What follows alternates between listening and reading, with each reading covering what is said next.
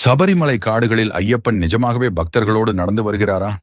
பாரம்பரியமான பெரிய பாதை வனப்பகுதியில் நடந்த இந்த ஒரு உண்மை சம்பவத்தை கேளுங்கள். அது ஒரு குளிர் நிறைந்த மார்கழி மாத இரவு.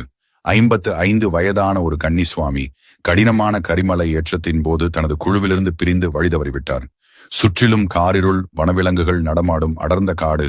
தலையில் இருந்த இருமுடியின் பாரம் மலையளவு அழுத்த நடப்பதற்கு சிறிதும் தெம்பில்லாமல் அவரது கால்கள் முற்றிலுமாக செயலிழந்து போயின. பயத்தில் ஒரு பாறையின் மீது அமர்ந்து, சாமியே சரணம் ஐயப்பா என்று கண்கலங்கி வேண்டினார். அப்போது இருளில் இருந்து கையில் ஒரு சிறிய வெளிச்சத்துடன் சுமார் 12 வயது மதிக்கத்தக்க ஒரு சிறுவன் அவர் முன் வந்தான்.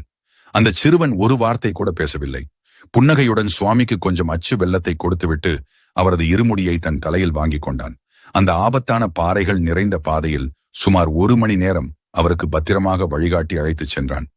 பம்பை நதிக்கரையின் வெளிச்சத்தை கண்டதும் அந்த பக்தர் நிம்மதி பெருமூச்சுடன் தன் இருமுடியை வாங்கிக் கொண்டு நன்றி சொல்வதற்காக அவர் திரும்பி பார்த்தார். ஆனால் அங்கே அந்த சிறுவன் இல்லை. காற்றில் கரைந்தது போல் மறைந்து விட்டான். உதவிக்கு வந்தது உள்ளூர் வாசியா, இல்லை சாட்சாத் அந்த மணிகண்ட பிரபுவா? நீங்கள் என்ன நினைக்கிறீர்கள்?